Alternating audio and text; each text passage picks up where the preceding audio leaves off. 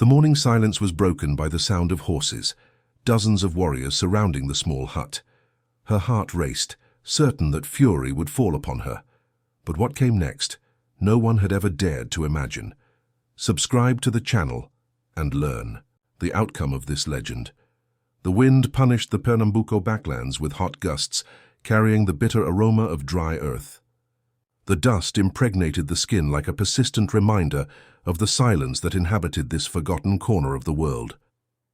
In the solitary mud and wood shack, Donna Severina spent her days tending to a few skinny chickens, sowing scraps, and avoiding the gazes of the village of Jatoba. She was a woman of few words, always kept at a distance by the residents, not out of declared cruelty, but from that type of indifference that weighs more than explicit rejection. Widowed while still young, without children, without a story that others wanted to hear. Invisible. On that oppressively hot afternoon, Severina was heading out with an empty pot toward the waterhole when she spotted something unusual in the Caatinga. A figure collapsed among the cacti, skin burned by the relentless sun and dried blood stuck to simple clothing.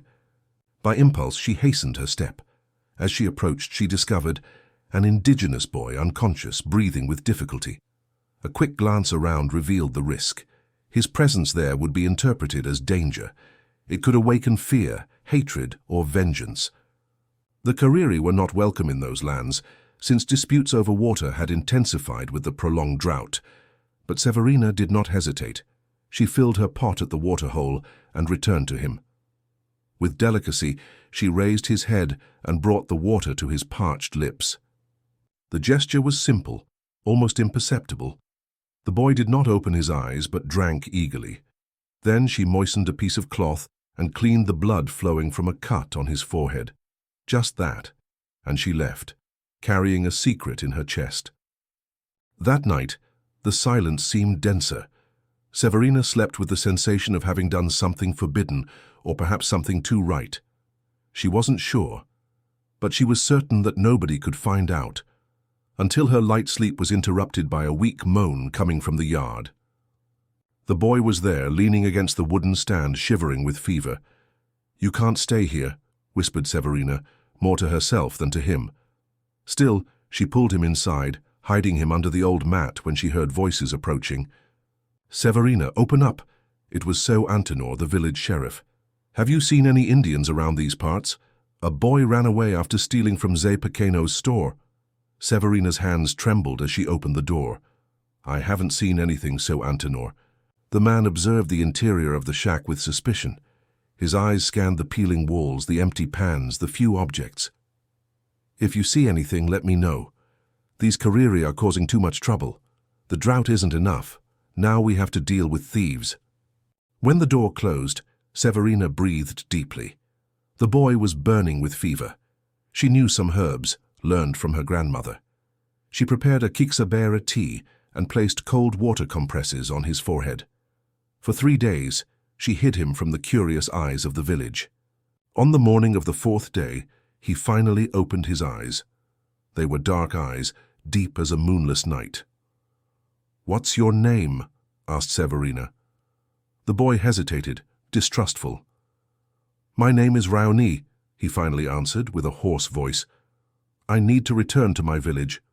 Severina shook her head. "You can't yet. They're looking for you. They say you stole from the store." Raoni sat up with difficulty. "I didn't steal. I went to get medicine for my little sister. The white man wouldn't listen. He beat me." Severina didn't question him. She knew Zé Pequeno's explosive temper well. It was easier to believe the boy's version. "How long until they can leave?" she asked, referring to the tribe that, according to village rumors, was temporarily camped near the dry riverbed. 7 days, answered Raoni. "When the moon becomes round, we leave for the highlands. 7 days, an eternity to hide such a secret." News spread through the village like fire in dry straw. The Kariri were planning an attack. They were stealing. They were bringing drought. Rumors fed by fear and prejudice. Severina tried to ignore the conversations when she went to the village for flour or salt, but it was impossible not to notice the growing climate of tension.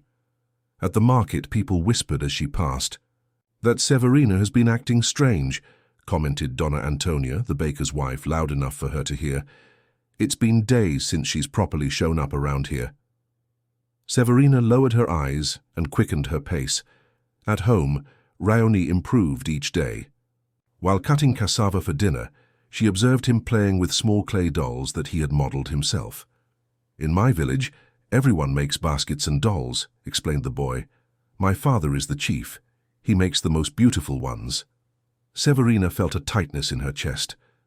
There was a family looking for this boy, an entire village perhaps, and yet the village of Jatoba was ready to blame him for the ills that afflicted them. That afternoon, Father Antonio visited the shack. He was an elderly man, with slow steps and a serene gaze. One of the few who treated Severina with respect. "People are restless, Severina," he said, accepting the glass of water she offered. "They're talking about forcibly expelling the Indians before they leave." Severina's heart accelerated. "Why, Father? They haven't done anything." The priest sighed. "Fear, my child. People fear what they don't know." His eyes scanned the shack, lingering for a moment on the corner where a folded mat hid Raoni's belongings. "Sometimes a small act of kindness can change many things," he added, enigmatically, before saying goodbye. Severina thought about the priest's words while preparing dinner. Raoni appeared in the doorway, holding something in his hands.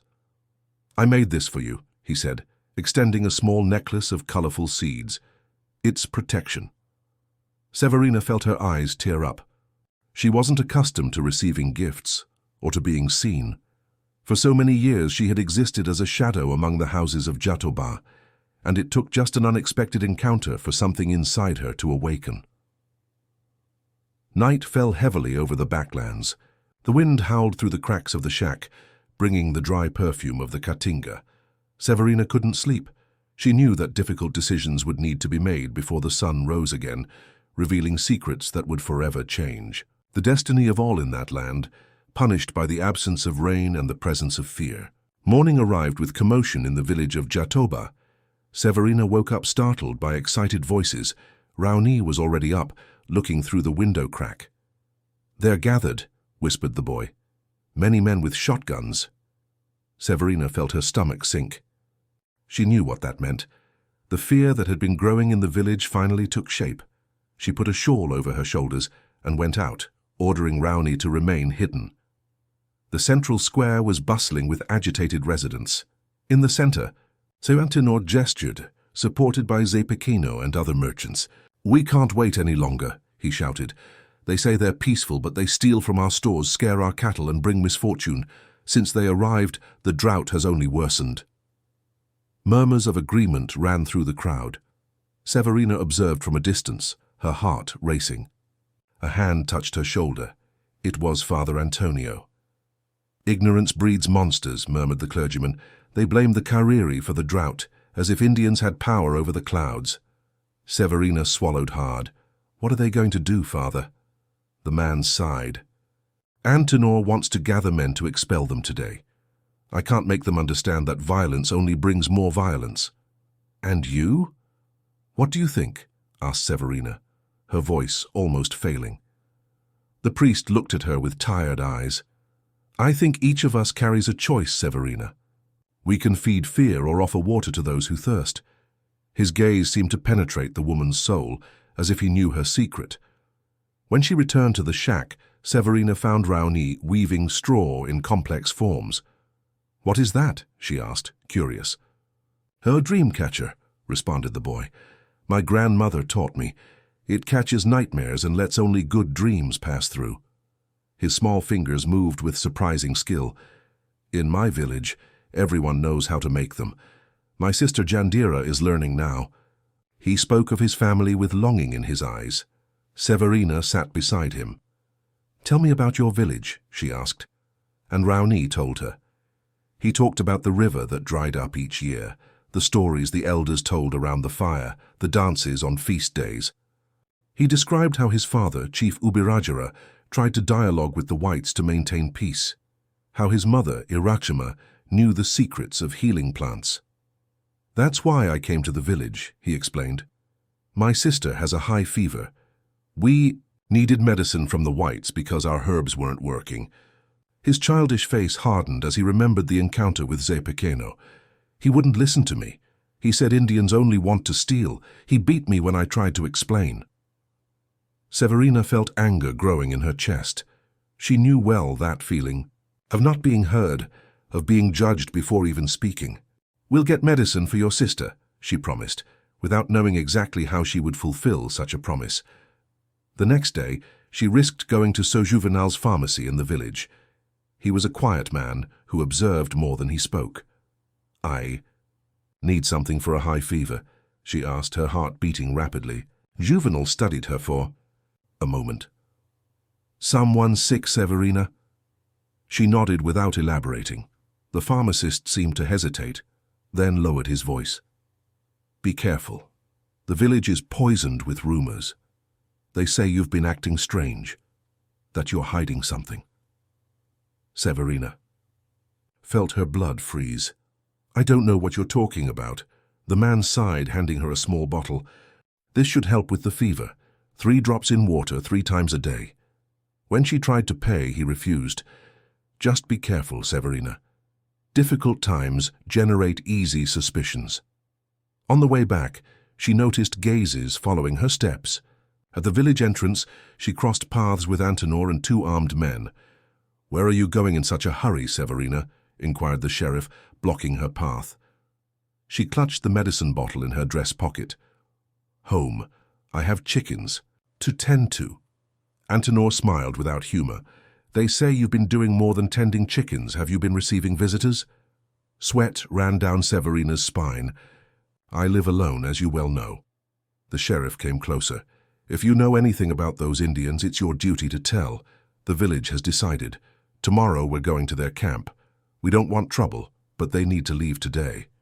"But the full moon will only be in 5 days," Severina let slip, immediately regretting it. Antenor's gaze flashed with suspicion. "How do you know their plans?" Severina felt her legs weaken. "Everyone in the village is talking about it." Antenor studied her for a moment, then signaled for her to pass. "Go, but stay alert. We don't want anyone helping those who don't deserve help."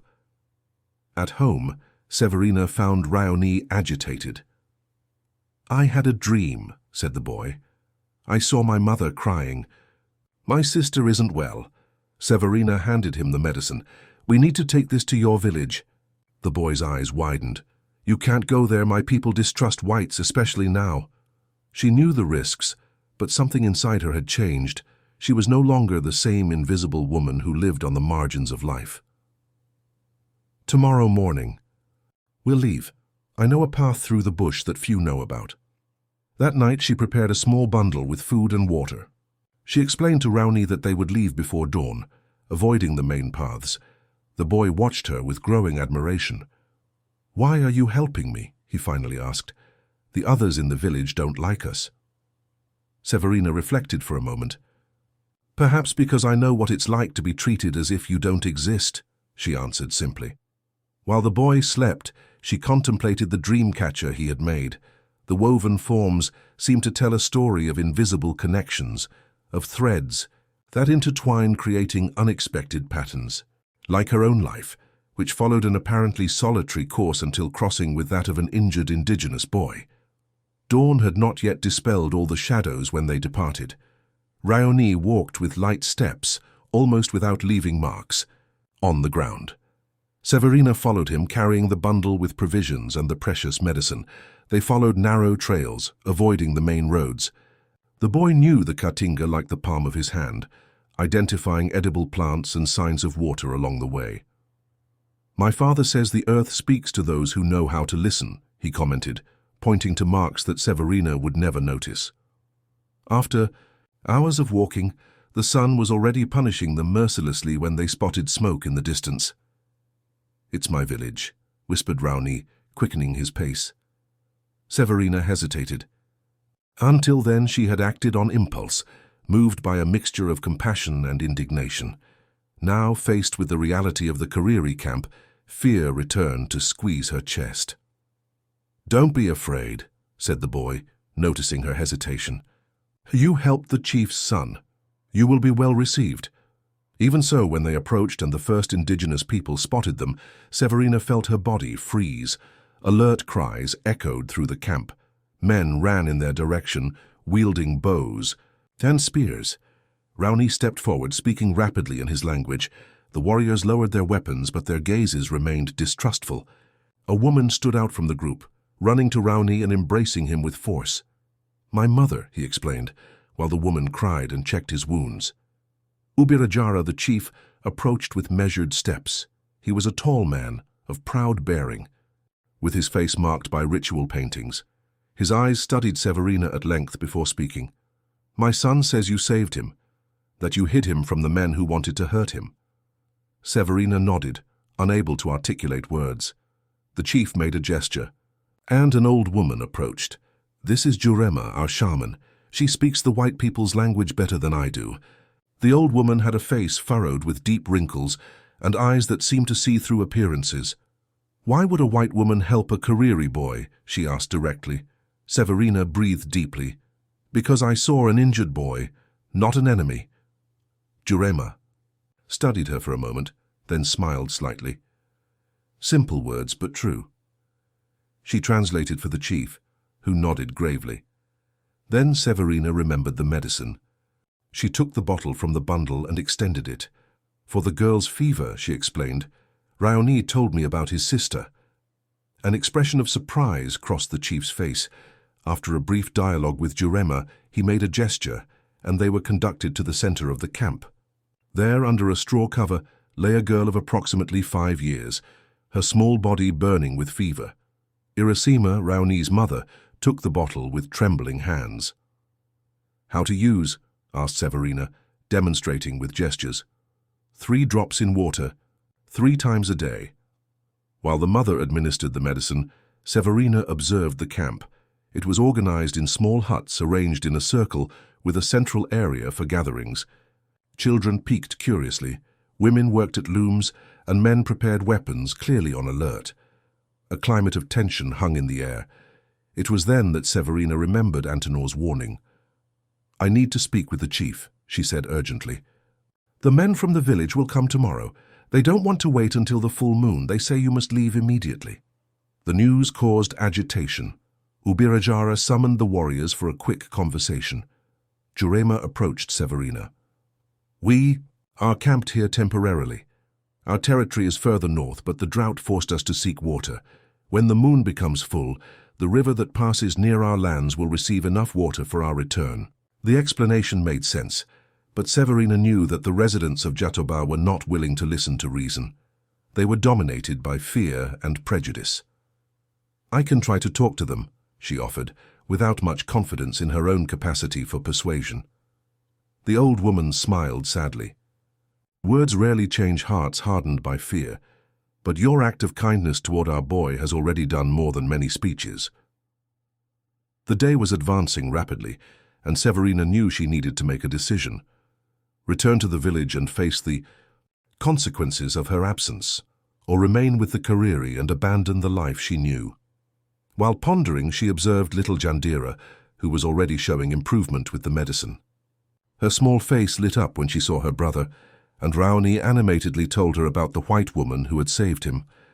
It was at that moment that Severina understood that her choice had already been made days ago when she decided to extend her hand to an injured boy. The sun was beginning to set on the horizon when agitation swept through the camp. Warriors ran to the perimeter, and women hurriedly gathered children. Severina felt her heart accelerate. Could it be the men from the village arriving a day earlier than expected? But it wasn't the men from Jatoba. A young Kariri warrior emerged, running among the trees, his body covered with red dust. He spoke rapidly with Ubirajara, pointing in the direction from which he had come. The chief listened with a grave expression. Jurema approached Severina. "Our lookouts saw armed men gathering in the village. They're preparing to come here at dawn." Severina felt her stomach sink. She knew well the determination of men like Antenor and Pequeno. "How many days until you can leave?" she asked. 4, answered the old woman. "The moon won't be full before that, and the river won't have enough water for our people to cross the dry lands." 4 days. An eternity when you're between life and death. Severina knew that the men from the village wouldn't wait. They were fed by rumors and fear, a dangerous combination she had witnessed before. Little Jandira approached, holding her brother's hand. Her large eyes observed Severina with curiosity. Raoni said something in his language, and the girl smiled timidly. She, "Thanks you for the medicine," translated the boy. "She says she dreamed about you before even meeting you." Severina felt something strange inside her chest. It was the first time in years that someone had dreamed of her, that someone had seen her beyond the surface, beyond the label of strange, a widow that the village had imposed on her. She made her decision in that instant. "I need to return to Jatoba," she announced. Raoni seemed disappointed. "You're going to abandon us?" Severina knelt before him. "No, I'm going to try to buy time for you. Maybe I can convince them to wait." Chief Ubirajara, informed of the decision, approached with solemn steps. In his hands he carried a necklace of colorful beads and animal teeth. He spoke a few words, which Jurema translated. "This is the sacred necklace of our tribe. It protects whoever wears it. The chief offers it to you as a symbol of gratitude for saving his son and helping his daughter." Severina accepted the present with trembling hands. She had never received something so significant. "Tell the chief I will do everything possible to ensure that his people have the 4 days they need." Ubirajara nodded gravely, placing his hand on her shoulder in a gesture of respect. 2 warriors were designated to accompany her to the edge of the Kaatinga, ensuring she arrived safely. As she walked away, Severina looked back one last time. She saw Raoni and Jandira waving, the old woman Jurema with her penetrating gaze, and the proud Chief Ubirajara observing her departure. She carried with her more than a necklace. She carried a mission. Night had already fallen when Severina approached her shack. Lantern lights moved along the main road, and excited voices reached her. She quickly entered and hid the necklace under the straw mattress. She barely had time to light her own lamp when strong knocks sounded at the door. "Severina, we know you're in there," Antenor's voice thundered in the night. She breathed deeply before opening. The sheriff wasn't alone. Zé Pequeno and 3 other men accompanied him, all with severe expressions. "Where have you been all day?" interrogated Antenor, entering without being invited. Selgiasino's cattle escaped from the pasture. "I needed to help look for them," she lied, avoiding their gazes. Zé Pequeno snorted. "Nobody saw you helping with any cattle." Antenor circled the shack, examining every corner with sharp eyes. "Are you sure you've been alone all these days? Severina, haven't hidden anyone here?" She maintained her composure despite her racing heart. "As you can see for yourself, there's barely room for me in this shack." The sheriff seemed momentarily satisfied with the inspection, but his expression remained suspicious. "Tomorrow at dawn, we're going to the Indians' camp. They have to leave immediately. We've waited too long."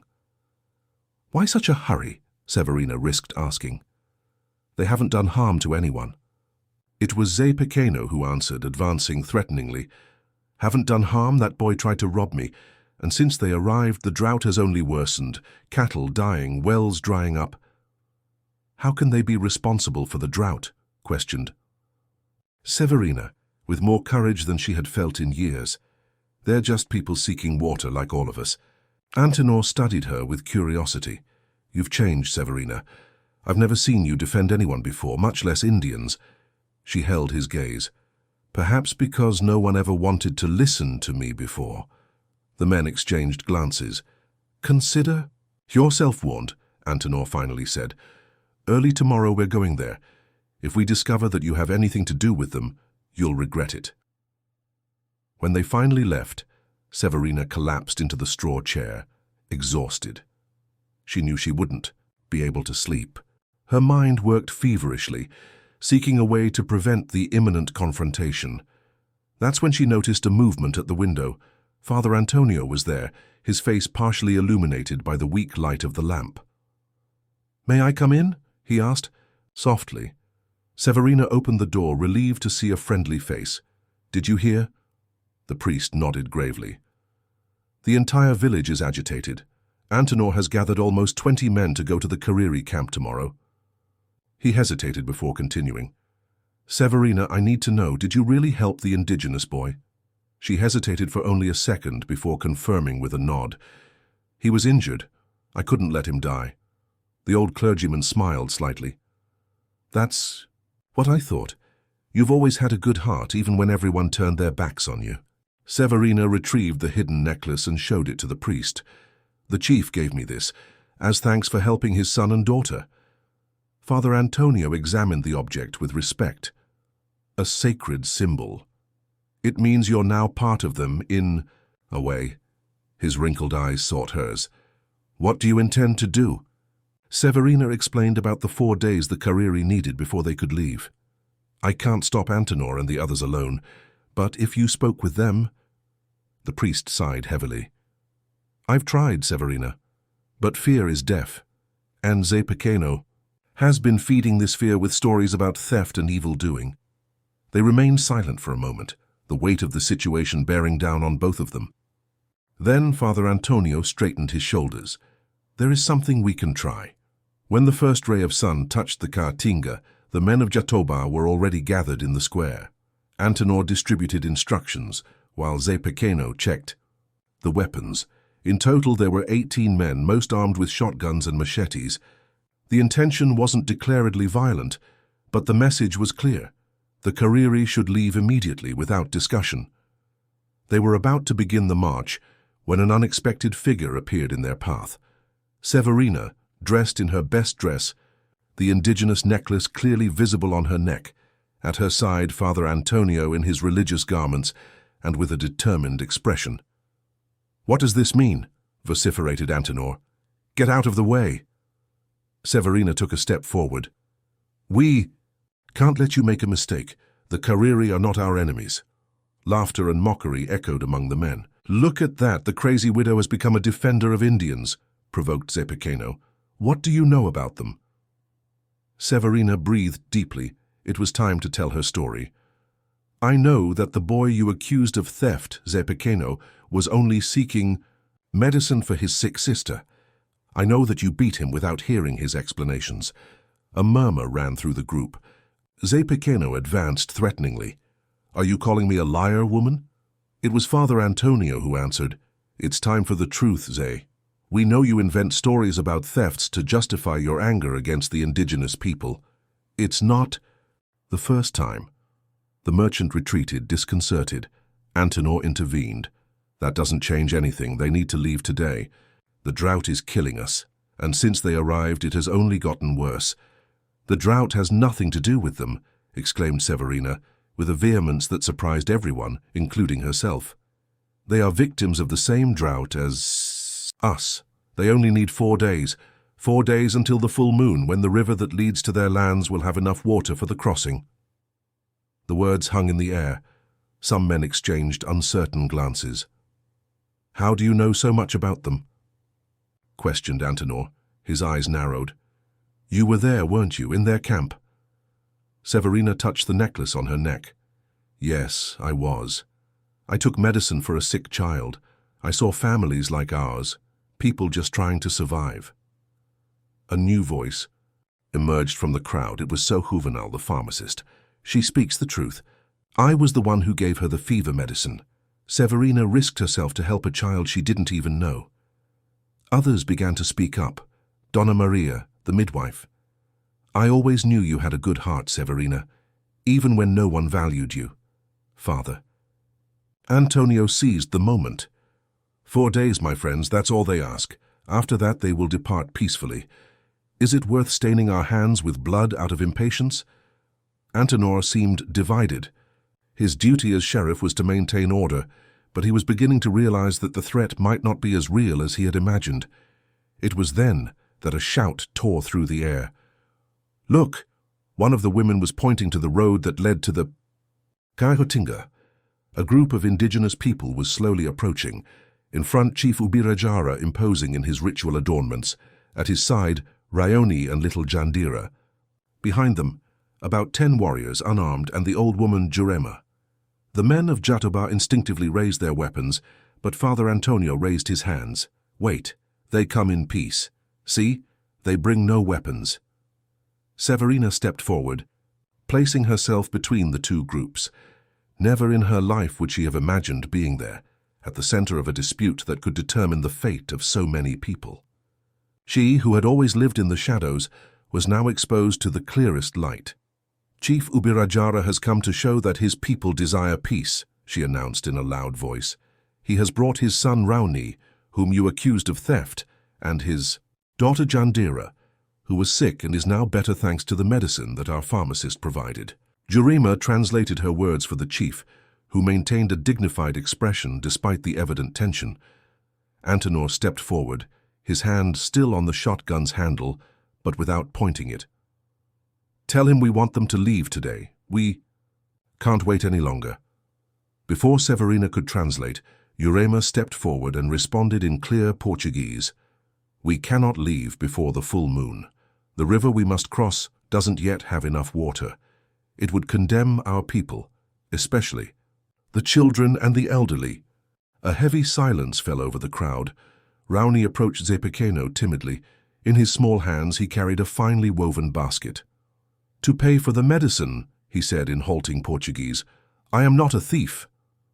The merchant looked at the boy, then at the basket, clearly disconcerted. The sincerity in the child's gaze was impossible to ignore.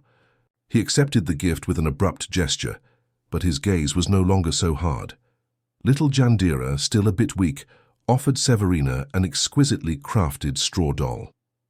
Thank you, she whispered in her language, one of the few terms she had learned from Severina. That simple gesture seemed to melt something in the hearts of those present. Murmurs of approval began to arise among the women. What harm is there in waiting 4 more days? Donna Maria asked aloud. What are 4 days after months of drought? Others agreed. Antenor realized he was losing support. Zé Pequeno, surprisingly, was the first to lower his weapon completely. He was examining the basket in his hands, admiring the skill of the work. 4 days, he finally said, but not 1 day more. Chief Ubirajara, understanding the direction of the situation, made a solemn gesture with his hands. Jurema translated, The chief promises that his people will respect the lands of the whites. They don't want war, only safe passage to their territory. Father Antonio approached and extended his hand to Ubirajara. The chief hesitated for a moment, then accepted the gesture. 4 days, confirmed the priest, and we will help them, with provisions for the journey. Slowly the weapons were lowered. The tension, which minutes before seemed about to explode into violence, began to dissipate. Severina observed the scene with a mixture of relief and disbelief. How had a simple decision to help an injured boy triggered such a transformation? Rauni approached her, holding her hand. You saved my people, he said with admiration. Severina smiled, gently squeezing his small hand. No, Rauni, we saved each other. The sun rose in the sky, illuminating the unusual scene. Indigenous people and village residents slowly mixing, observing each other with curiosity instead of fear. No one noticed when the first dark clouds began to form on the horizon, heavy, with promise. The 4 days that followed transformed Jatoba in ways no one could have predicted. After the avoided confrontation, mutual curiosity slowly replaced fear. On the first day, the women of the village observed from a distance while Jurema taught the Kariri children how to make straw dolls. Some, braver, approached to see better. By the end of the afternoon, Donna Maria and 3 other ladies were sitting in a circle with the indigenous women, learning weaving techniques they had never seen. On the second day, So Juvenal, the pharmacist, went to the Kariri camp with Severina. He brought medicinal herbs and exchanged knowledge with the tribe's healers. They discovered Caatinga plants that both used in different ways, and mutual respect grew between them. I never imagined they knew so many properties of Jurema and Chuazero, he commented, amazed. The third day brought a surprise. The clouds that had formed on the horizon approached, bringing a humid wind that hadn't been felt for months. Antenor, still suspicious but no longer with the initial hostility, observed the sky. They say the Indians have magic to attract rain, he commented. To Father Antonio, half in jest, half serious. The priest smiled. The only real magic is that of kindness, Antenor. See how a simple gesture from Severina has transformed our village. That night, Chief Ubirajara invited the residents of Jatoba to a ceremony. Many hesitated, but curiosity spoke louder. The center of the Kariri camp, a large bonfire was lit. The indigenous people, painted for the occasion, intoned ancestral chants that echoed through the Katinga. Severina, wearing the necklace she had been given, felt strangely at home in that circle. Rauni and Jandira sat at her side, explaining the meanings of the songs and dances. Little Jandira, now recovered, wove dry flowers into Severina's hair. "For you to remember us when we're gone," explained the girl, who had already learned some words in Portuguese. The fourth day dawned with a heavy sky. The full moon of the previous night had illuminated a joint celebration where stories were shared around the bonfire. Zé Pequeno, to everyone's surprise, had brought his viola and played music from the backlands, while the young Kariri accompanied with their percussion instruments. Cultural barriers fell one by one, not by imposition or discourse, but by the simple act of being together, of seeing the other as similar. On the morning of departure, the Kariri families organized their few belongings. The river, as predicted, now had enough water for the safe crossing to their lands. Severina helped Irakima, Raoni, and Jandira's mother prepare food for the journey. A silent friendship had formed between them, woven by gestures and smiles more than by words. "You will always be part of our family," said Irasima, with Jurema translating. "You saved my children, 2 gifts that the Great Spirit gave me." Severina felt her eyes moisten. Family, a word that had lost meaning for her since her husband's death years ago. Now, unexpectedly, she found a new meaning for it. The residents of Jatoba gathered for the farewell. Many had brought gifts, sacks of flour, tools, seeds. What was previously seen as intrusion was now recognized as a visit that would leave positive marks. Even Antenor admitted, albeit reluctantly, that he had learned something in the past days. "Perhaps we were hasty in judgment," he commented to Severina while they observed the preparations.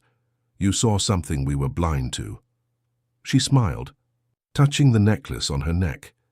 "Sometimes one needs to be in the shadows to recognize the darkness in others," she responded simply. The last surprise came when the sky finally opened. Thick drops began to fall as the Kariri lined up for departure. It wasn't a torrential rain, but constant, penetrating, the kind that really reaches the roots. The children from both groups ran under the falling water, laughing and shouting with joy. "A farewell gift," commented Father Antonio, his face raised to receive the drops. "Or perhaps a new beginning." Raoni ran to Severina, hugging her tightly. "I'll miss you," he said, his voice choked. She caressed his wet hair. "And I'll miss you, little one.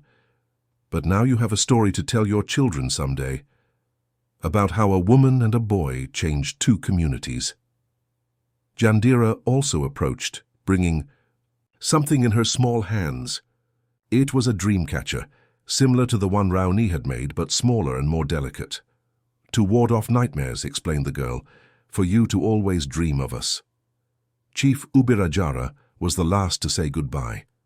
With solemn gestures, he removed a colorful feather from his headdress and gave it to Severina. "Symbol of bridge between peoples," translated Jurema. "Whoever possesses it can always call the Kariri as allies." He then turned to the gathered residents of Jatoba. "Today we depart as friends, not as strangers. The earth is large enough for all who respect it." Under the rain that continued to fall, the Kariri began their journey. Severina and the village residents accompanied them to the river bend, where final goodbyes were made. Raoni turned one last time, raising his hand in a gesture that Severina recognized. It wasn't goodbye, but see you soon.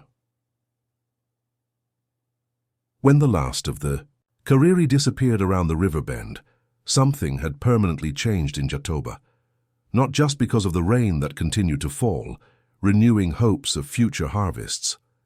There was a deeper transformation, which could be seen in the exchanged glances, in the way people spontaneously gathered in the square that night, sharing stories about the days past. For Severina, the change was even more tangible. Upon returning to her shack, she didn't find it empty as always. Donna Maria Seu Juvenal and other villagers awaited her with a small celebration. "To thank you," explained Donna Maria, "for teaching us to see beyond fear." For the first time in years, Severina felt truly part of something. She was no longer a shadow among houses, but a recognized, respected presence. In the weeks that followed, the rain continued to fall at regular intervals. The Caatinga, which had seemed dead, revealed its extraordinary capacity for rebirth. Unknown flowers sprouted from the red soil, and animals returned. The wells filled again, and the cattle regained health in the renewed pastures. Life in Jatoba was subtly transformed. Severina's shack became a meeting point for gatherings and celebrations. Her skills with herbs, learned from the Kariri, made her a kind of local healer. Children sought her out to hear stories about Rowney and his people, and when someone fell ill, it was to her they turned first. Father Antonio, observing the changes, commented during a mass, "Sometimes the miracle we seek doesn't come from the sky, but from a simple gesture of humanity. A hand extended to those in need can trigger transformations we can't even imagine." On a particularly beautiful afternoon, 6 months after the Kariri's departure, Severina was working in her small herb garden when she noticed unusual movement at the village entrance. She approached to see what was happening and felt her heart quicken. A group of visitors was arriving, led by a familiar figure, Ubirajara, the chief. At his side, Rowney, visibly taller, and Jandira, carrying a colorful bundle. Behind them, about 20 Kariri, including Jurema and Iratsema. The residents of Jatoba ran to receive them, not with fear or distrust, but with genuine joy. Rowney was the first to spot Severina. He ran in her direction, now speaking Portuguese, more fluently. "We came for the planting. We brought special seeds from our lands, seeds that resist drought." Ubirajara explained through Jurema. "We promised to return to teach our friends how to cultivate plants that survive with little water. It's our way of thanking you for the help when we needed it." The news spread quickly, an exchange of knowledge that could transform local agriculture. Antenor, now more open to new ideas, offered the large communal plot for experimental planting. Zé Pequeno made his store available as a distribution point for future harvests. In a few days, a collaboration was established that years before would have been unthinkable. Kariri and backland farmers working side by side, exchanging techniques and stories, building something new from different traditions. On a starry night, while everyone celebrated around a large bonfire in the square, Severina sat beside Rowney and Jandira. The village children played with the Kariri children, inventing games that mixed elements from both cultures.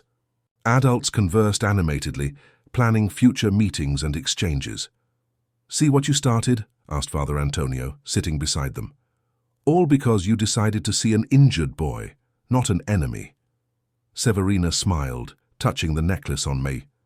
Her neck and the dream catcher that now decorated her home. "I didn't do anything extraordinary. I just offered water to someone who was thirsty."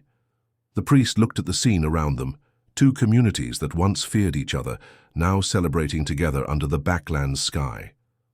"Sometimes," he said softly, "the simplest gesture is what causes the deepest waves."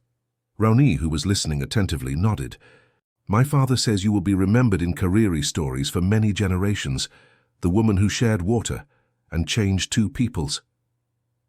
Severina observed the stars above, shining intensely in the clear sky of the backlands.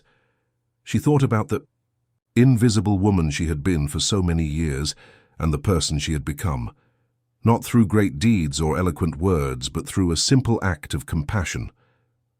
Life had taught her that the deepest transformations begin not with revolutions or speeches, but with small gestures of humanity, a glass of water offered, a hand extended, an open heart.